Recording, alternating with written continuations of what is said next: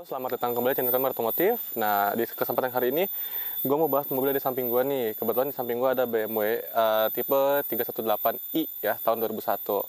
Lebih lengkapnya, yuk ikutin terus video kita. Sekarang kita pertama bahas dari bagian depan dulu ya. Jadi, gue cerita sedikit tentang BMW ini. Jadi, BMW samping gue ini BMW tipe 318i, yang artinya ini mesin yang paling kecil ya, atau tipe terendahnya dari tipe ini ya.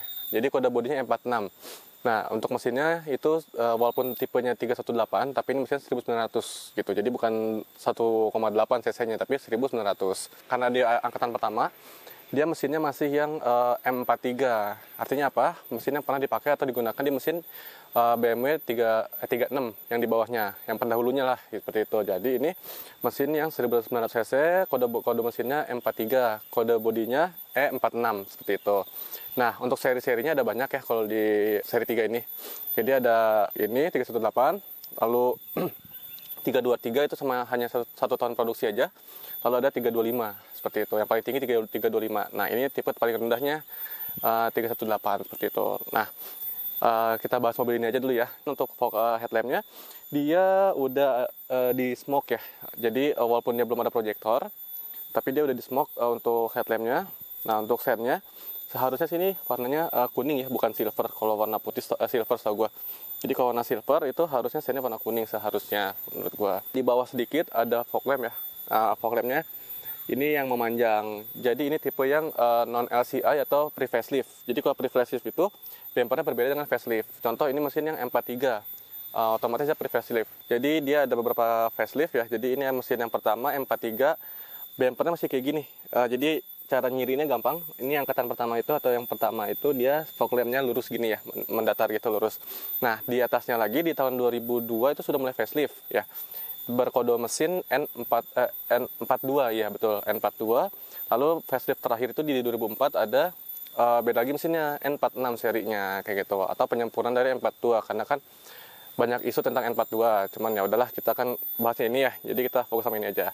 Jadi ini yang tipe free facelift ya, nandanya tuh nyiri ini dari sini aja, dari fog lampnya yang mendatar lurus gitu. Nah, terus sebelum kita ke bagian samping, gue mau nunjukin mesinnya dulu ya. Sebentar gue buka dulu kap mesinnya.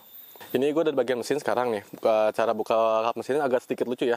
Jadi setelah lo tarik tuas yang ada di dalam mobil, dia akan muncul ini gagang. Nah, tinggal lo tarik locknya. Nah, sambil lo tarik sambil lo buka. Nah, gitu. Nah, untuk bagian kap mesin dia sudah ada pegasnya, jadi kita nggak perlu repot-repot pakai tongkat yang sisir buat mengganjel si kap mesinnya. Nah, ini mesinnya mesin M43 ya, mungkin bisa dibilang mesin yang paling badak ya, karena di E36 cukup sukses. Nah di M46-nya sudah ada peremajaan di mesin M43 ini. Kalau nggak salah sih ada perbedaan di bagian airflow-nya ya, seperti itu. Nah, untuk ruang mesinnya sih ya nggak serapi N42 atau N46, karena kalau N46 setahu gue ada cover bagian headnya ya. Ini nggak ada covernya, ini cuman ini aja yang ke cover sama plastik. Ini bagian dari si airflow-nya ya, seperti itu. Untuk tenaga sih kalau nggak salah seingat gue itu 116 horsepower deh untuk mesin M43. Ini cukup kecil tapi tetap bertenaga. Cukup lah menurut gue. Tapi kalau banyak orang bilang mesinnya boyo gitu kan, enggak sih, menurut gua aman-aman aja tenaganya menurut gua sih, karena terbiasa dengan bawa mobil yang boyo ya, jadi ini menurut gua sih aman, masih cukup lah gitu.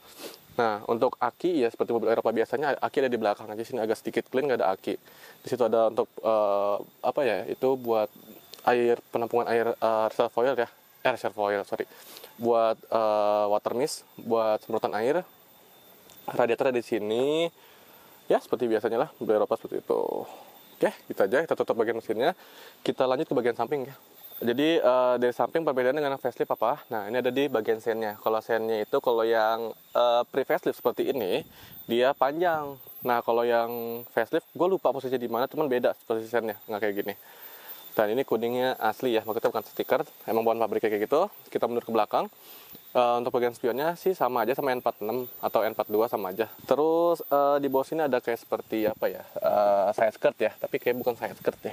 Ini bukan side skirt, tapi kayak bentuknya kayak side skirt sih. Bagus sih menurut gua. Terus untuk handle pintu dia masih bukan warna body ya, jadi masih doff atau basi matte. Nah, yang unik, yang lucu cara pembukaan pintunya. Walaupun dia modelnya kayak gini ya, tangga kayak gini, dia nggak bisa ditarik lurus kayak gini. Tapi caranya agak dicungkil kayak gini. Jadi cungkil pakai jari. Jadi bukan tarik gini ya, nggak bisa kok kayak gini. Tapi dari bawah cungkil ke atas. Unik menurut gue. Terus dari bagian atap ini nggak ada antedanya ya. Gue nggak ngeliat ada antena sih di sini bagian atap. Dia ada set body moldingnya kayak gini. Yang warnanya harusnya sih matte ya, nggak terang warnanya harusnya. Nah, kita bahas bagian velg aja ya. Jadi kebetulan ini velgnya udah diganti sebelumnya ya. Jadi sebelum gua ambil, emang udah pakai velg yang ini. Harusnya ringnya ring 15 ya, tapi kalau ini udah diganti pakai yang 16. Gimana rasanya pakai ring 16 ini? Nyaman kok, nggak ada masalah. Nggak mentok-mentok juga. Jadi untuk ukuran bannya sih 205/55. Jadi ya menurutku sih masih nyaman-nyaman aja, masih oke-oke aja. Nah, kalau BMW itu kan biasanya dia ada velg tuh style ya. Cuma gue kurang tahu ini style berapa atau bawaan mobil apa, gue kurang tahu. Yang pasti gue dapet mobil udah begini, udah ring 16 dan masih oke kok, ring 16 nggak keras-keras banget. Karena banyak tebelnya per 55. Oke, kita ke belakang lagi. Seperti biasa, seperti mobil Eropa biasanya, ini ada pembukaan tangki bensin ya. Bensinnya tinggal dipencet aja, dia akan keluar. Untuk bagian belakang sudah cakram. Jadi untuk pengereman sih udah bagus, udah enak, udah ada ABS-nya juga, ada EBD-nya juga, seperti itu. Ini kan pre-facelift ya, jadi yang ngebedain sama facelift itu di lampunya. Setahu gue kalau yang facelift dia lampunya cuma merah sama putih aja kombinasinya. Kalau ini ada kuning merah. Nah, ini untuk bagian lampu mundur sebelah sini ya, setahu gue. Kalau kalian di bawah ada lihat sensor parkir, ini bukan OM-nya ya, jadi pasangan. Jadi sama owner yang dulunya dipasangin sensor parkir, orinya nggak ada. Nah, ini bahan warnanya itu masih matte ya, bukan yang warna body. Nah, di sini ada rear defogger, ada high mount stop lamp juga. Jadi udah cukup lengkap lah untuk ya Eropa sih, gitu. Nggak pelit fitur, tapi mungkin di zamannya agak sedikit mahal. Nah, ini gue buka bagian bagasinya. Bagasinya udah ada seperti BMW biasanya. Ini ada toolkit sebelah sini, tinggal dibuka aja. Untuk kayak mungkin kunci roda, kunci busi, tuh ada buat tahu hooknya juga di sini nyimpennya. Ya gini aja sih untuk bagasinya cukup besar, bisa buat bawa golf bag mungkin yang medium ya, bukan yang besar. Karetnya tuh lucu ya, kalau Eropa atau BMW atau Mercy dia karetnya nggak cuma karet, tapi ada bludernya nih. Ini lucu banget bro. Tuh ada ininya. Nah, ini bagasinya cukup luas, lumayan. Di sini ada lampu kanan kiri. Cuma gue nggak tahu nih, semua tipe BMW M46 itu dapat CD changer atau enggak. Cuman yang pasti di sebelah sini, di sebelah kiri itu ada CD changernya dan masih fungsi. Tuh, masih lengkap, masih fungsi. Jadi dia bisa nampung 6 CD tuh, 6 CD ya. Jadi kan emang zaman dulu kan nggak ada USB ya. Jadi salah satu caranya dipakai CD untuk dengerin lagu. Dan kalau kita mau ganti-ganti lagu pun kan harus ganti CD, agak sedikit effort. Nah, ini ada CD changernya. Di zamannya mahal dan keren kayak gitu. Nggak semua mobil ada, mobil Jepang pun nggak ada. Terus sebelah sininya ya kayak Turki. Di sini tempat naruh aki sebelah sini. Dan ada lampu kanan kiri. Cuman yang ini biru ya warnanya. Kalau mau gue standarin deh warna kuning, karena nggak mau berwarna gini. Ini udah di cover juga, bluder bahannya gitu. Mobilnya sih masih bagus ya kalau gue lihat, nggak ada karat. Oh ya, untuk pembukaan bagasinya selain dari sini, di depan nggak ada buat di supir atau pengemudi, nggak ada buat buka bagasi. Jadi dari sini atau dari remote. Nah, remote-nya di mana? Di bagian paling belakang. Seperti itu untuk bagasinya. Sebelum kita bahas bagian dalam, gue mau nunjukin ada beberapa fitur BMW yang menurut gue keren.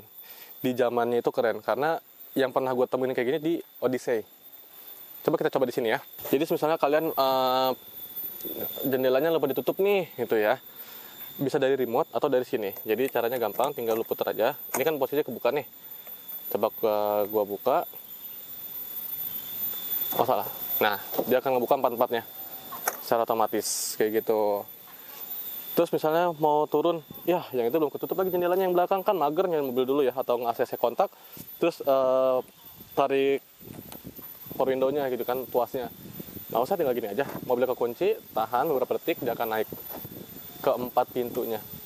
Dan ke 4 jendelanya naik-naik semua, kayak gitu. Ya, lumayan keren. Kalau lu pernah lihat video gue di Honda Odyssey, Ya Honda Odyssey RB3 RC itu ada fitur kayak gini. Teman, ini mobil diingat ini mobil tahun 2001, teknologi lebih maju. Gitu. Keren sih menurut gue. Yuk kita masuk bagian dalam ya. Gue ada bagian dalam dari BMW 46 ini. Nah, yang mau gue bahas pertama dari setirnya, lingkar kemudinya dia polos, nggak ada tombol audio switch steering ya. Jadi cuman buat tombol klakson aja, lingkar kemudinya, dan ada airbagnya sebelah sini. Dan kalau airbag itu juga ada di bagian depan, SRS airbag.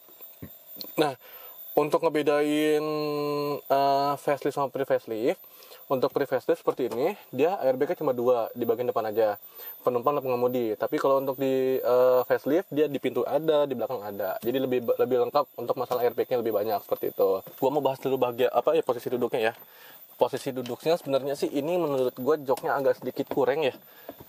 Dibilang nyelonjor enggak, dibilang tinggi juga enggak gitu. Dan untuk sanggahan kakinya nggak terlalu banyak, nggak terlalu full, nggak panjang lah gitu. Jadi agak kurang ketopang terlalu banyak kaki gue seperti itu. Tapi overall sih menurut gue sih duduknya untuk jarak jauh sih mungkin enak ya, agak sedikit relax kayak gitu. Nah, terus untuk di bagian speedometer ada apa aja nih? Gue mau bahas ya.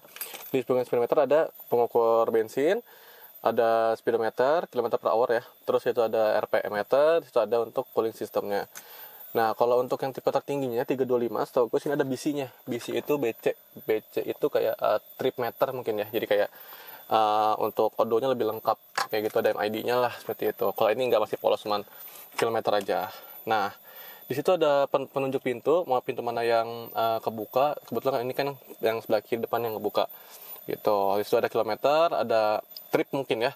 Terus di situ ada jam seperti itu. Dan ini ada posisi persneling untuk M46. Kalau gue boleh info, mungkin setahu gue ya, yang masuk resmi ke Indonesia itu cuman tipe Matic aja, yang manual yang nggak ada. Gitu. Jadi untuk M46 kalau nyari manual mungkin di convert kebanyakan seperti itu. Tapi untuk yang Maticnya manual ori dari pabrikan nggak ada. Setahu gue ya, koreksi kalau gue salah. Nah ini di sebelah kanan ada perlampuan. Jadi ada buat ya biasalah selayaknya Eropa, lampu kan sebelah sini ya, nggak di tuas kemudi. Ada lampu senja, ada lampu utama, terus ada dimming dari speedometer, terus ada bisa diatur ketinggian lampunya ini tuh, dan masih aktif. Jarang masih aktif, tapi ini alhamdulillah kebetulan dapat mobilnya masih aktif untuk pengatur lampunya, jadi keren. Terus di bawahnya ada 2, yang kiri untuk fog lamp depan, yang kanan untuk fog lamp belakang. Jadi untuk fitur Eropa emang sudah ada safety-nya fog lamp yang belakang pasti. Di mobil Jepang jarang sih, setahu gua. Terus untuk bagian head unitnya nih, head unitnya masih polos aja, standar, tapi memang untuk di zamannya. Di sini tulisan BMW profesional, gua nggak ngerti maksudnya apa. Tapi yang pasti ini untuk fiturnya cuma CD sama radio, dan CD changer yang bisa ditampung 6 CD di belakang seperti itu. Ke bawah lagi di sini ada pengaturan AC, udah digital, udah climate control, tapi belum dual zone, masih satu single zone. Jadi ya udah digital sih AC-nya. Untuk alas semburannya udah lengkap, depan, bawah, tengah seperti itu. Untuk sirkulasi AC bisa dari depan, dari luar, dan dalam. Ya ini untuk kompresornya, jadi kalau dipencet ini jadi dingin, kompresor nyala. Ini ada defogger belakang, ada defogger depan seperti itu teman-teman. ASC, aduh gue lupa lagi, di bawahnya ada tulisan ASC. ASC itu singkatannya apa ya? Komen deh kalau ada yang tahu di belakang ke singkatan ASC apa. Cuman di sini ada ASC itu semacam stability control. Bedanya dengan facelift, dia bukan ASC, tapi namanya beda lagi. Nah itu pengaturannya ke 4 roda. Kalau ini cuma roda di belakang doang setahu gue deh. Kayak traction control mungkin ya, atau stability control kayak gitulah. Dan di tahunnya sudah ada ya. Terus ini ada laci penyimpanan yang bisa terbuka, tertutup bisa dibuka gitu maksudnya. Dan di sini yang gue suka seperti biasa teman-teman. Seperti biasa mobil tahun 90 atau tahun 2000 awal itu yang gue suka tuh ada asbak, karena kebetulan kita perokok, biar kita nggak buang rokok ke jendela, nggak ngeganggu orang juga, abunya gitu kena mata kan bahaya ya, apalagi naik motor gitu. Nah ini udah ada asbaknya, sama untuk pemantik rokok bisa diganti sebagai lighter charger kayak gitu. Ya fungsi, kalau gue asbak jujur gue fungsiin, karena ya kebetulan gue ngerokok, gue nggak mau buang keluar juga biar nggak nyampah juga di luar bro. Terus di sini bahannya ada wooden panel, tapi yang gelap ya, gue suka banget, mewah nih, nyambung dari pintu ke sini nyambung. Di sini ada pengaturan power window. Power window-nya sudah 4-4-nya dual auto. Jadi nggak usah pegal-pegal nahan tuas power window-nya. Di sini ada hazard. Dan yang gue suka Eropa, attention to detailnya itu bagus ya. Di sini nyala bro, ikut nyala, ikut ngedip merah gitu. Dan sini ada pengaturan door lock-nya seperti itu, atau central lock-nya. Untuk pengaturan kursi dia masih manual, cuman agak sedikit lengkap. Kenapa gue bilang agak sedikit lengkap? Karena pengaturnya ada maju mundur, oke, seperti biasanya. Ada recline. Nah ini yang tengah itu naik turun kursi tuh. Jadi nggak bisa diatur, cuma naik turun. Nggak ada bisa diatur pengaturan ininya loh, si tatakan joknya ya. Bisa lebih gini atau lebih gini, cuma naik turun aja sih ini gitu. Dan kursinya naik agak sedikit maju, turun lagi gitu. Dan hebatnya sudah ke 2 kursi, passenger pun dapat fasilitas itu, tidak dianaktirikan. Pengaturan setir dia baru tilt steering aja, tapi belum bisa teleskopik kayak gitu. Canggih di zamannya udah ada tilt steering. Dan untuk bagian pintu nih pengaturan mirror aja. Tapi kalau untuk retract-nya tuh menurut gua atau setahu gua kayaknya nggak ada di tipe paling bawah. Cuma ada tombolnya, cuma ini nggak fungsi. Kalau gua cek spionnya nggak ada motornya. Nah gua nggak ngerti nih maksudnya apa nih tombol ini, buat apaan gitu. Terus kita bahas dari interiornya. Untuk warnanya itu bar mesin M43 itu ada yang ada yang hitam, ada yang abu-abu yang normalnya yang wajar. Yang gue tahu itu. Untuk abu-abu ini sangat tricky. Kenapa gue bilang tricky? Cepat kotor bahannya. Ini mobil baru keluar dari bengkel itu masih banyak yang kotor dan belum banyak yang gue poles, belum di salon sih ya gitu. Ntar rencana mungkin gue akan salon. Oh ya, untuk head unit, balik lagi ke head unit. Dia kan cuma ada radio sama CD dan CD sendernya. Dan untuk CD pun kayaknya agak sedikit males ya untuk melengkapin CD gitu. Jadi nanti gue kedepannya bakalan pasang Bluetooth di sini. Mungkin nanti gue bakal pasang Bluetooth di head unitnya. Emang bisa bang? Bisa gitu. Ada yang bisa caranya dan tahu caranya. Yang pasti ke tukang audio ya dan beli alatnya. Ini bisa dipasangin Bluetooth gitu di belakangnya. Bisa aux, bisa Bluetooth. Cuma yang gue pilih mungkin yang lebih fungsional sekarang sih Bluetooth sih ya. Ini adalah penyimpanan terbuka kayak gini.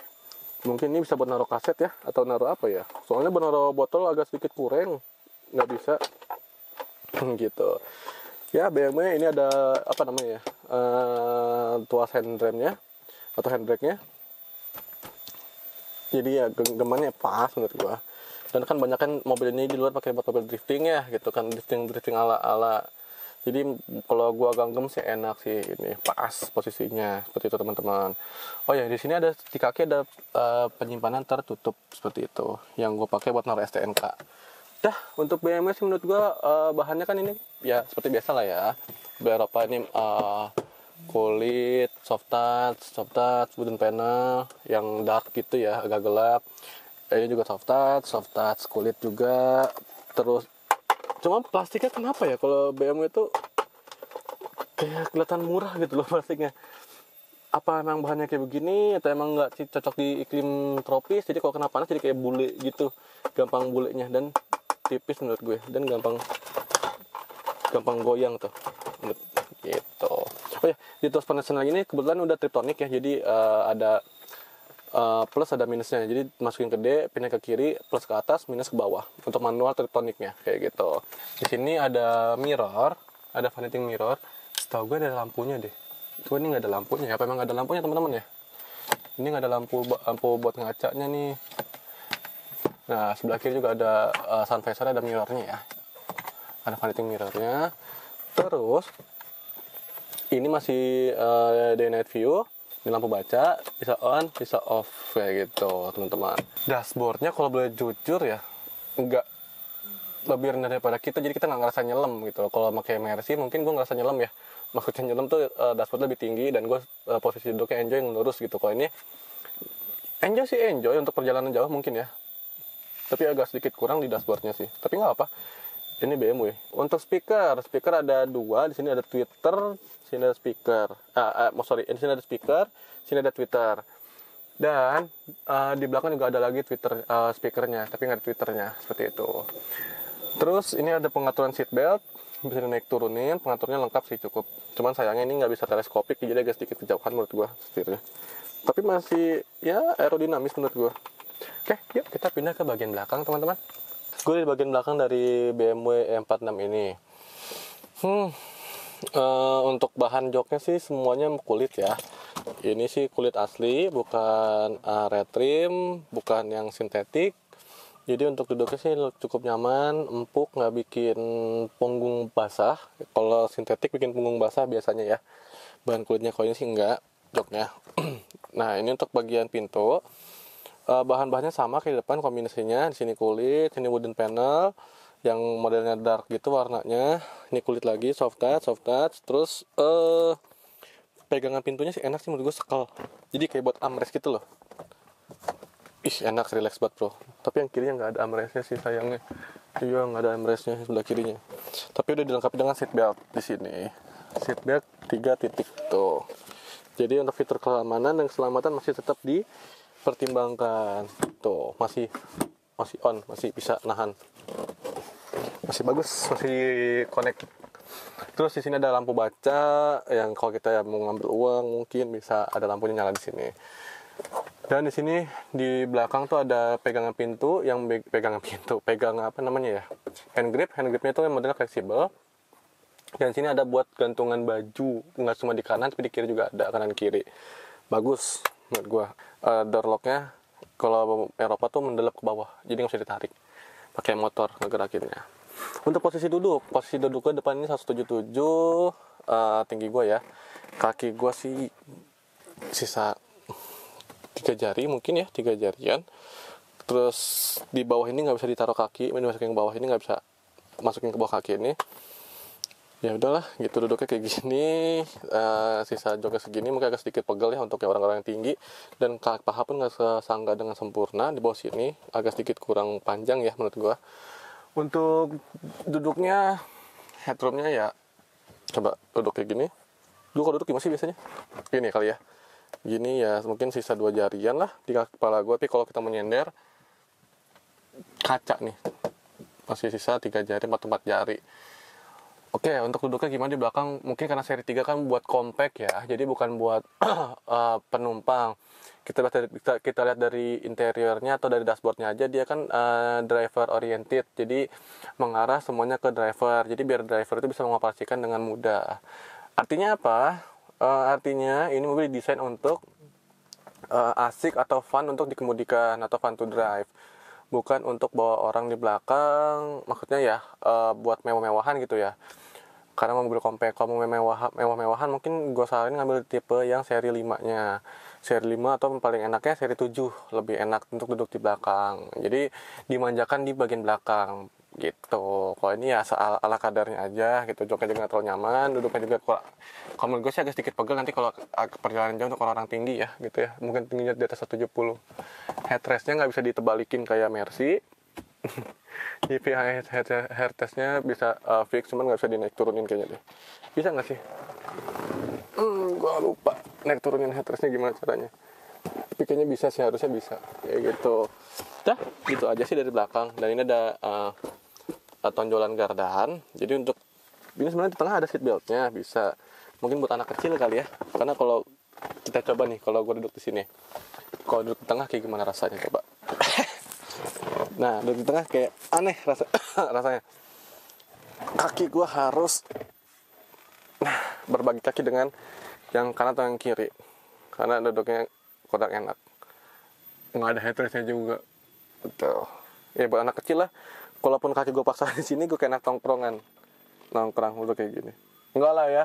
Luar kota kayak begini kayak kurang nggak sih? Tuh. Ya mungkin nyelonjor ke depan. Pikirnya enggak deh. Udahlah bawa 4 penumpang aja lah. Kalau buat bawa 5 kayak kurang. Atau punya anak kecil juga boleh sini. Tapi ya balik lagi, ini kan seri 3 itu untuk mobil compact ya. Maksudnya sedan compact yang bisa dikemudikan dengan fun seperti itu. Keempat pintunya udah ada chrome-nya ya. Motifnya chrome untuk handle pintunya. Jadi kelihatan lebih mewah. Oke, gitu ya teman-teman. Yuk kita ke bagian kesimpulan. Oke, gue di bagian kesimpulan dari mobil ini di BMW 46. Berkode atau bertipenya 318, berkode mesin M43, kode bodinya E46. Jadi kesimpulan menurut gue apa? Jadi gini, kalau misalnya lo mungkin target pasar kita seperti mungkin masa mahasiswa lah kayak gitu. Mungkin ini harganya masih masuk akal karena apa? Untuk harganya gelap ya. Mungkin ada yang di angka 50 atau 60 sampai 100 untuk 318, tergantung kondisi dan tergantung tahun dan tipe mesinnya. Kita bahas yang ini aja. Mungkin maksimal ya ini kalau kondisinya bagus, klimis mungkin 80-an. Kebetulan ini gue dapat 72,5 gitu. Jadi ya interiornya masih bagus, eksteriornya masih pada bagus. Jadi ya agak sedikit mahal mungkin ya, tapi untuk perawatan pasti jajan-jajan pasti ada. Kesimpulannya ya kalau mau mahasiswa yang mungkin butuh mobil yang buat nongkrong bisa, dan kebetulan mobil 1900 cc-nya, jadi agak mungkin irit ya mobilnya. Jadi 1:9 atau 1:10 bisa didapat di mobil ini. Kenapa bisa irit? Karena cc kecil, seperti itu. Jadi ya jangan takut. Yang penting gini, kunci dari mobil irit itu yang penting mesin sehat, cooling system sehat, perairan, contoh air minyak rem atau oli mesin, oli transmisi, itu dalam kondisi optimal dan prima, mobil akan mendapatkan memberikan mobil yang hasil yang irit seperti itu. Dan jangan lupa servis kayak gitu. Itu udah wajib. Nah, itu akan mendapatkan timbal balik yang irit mobilnya.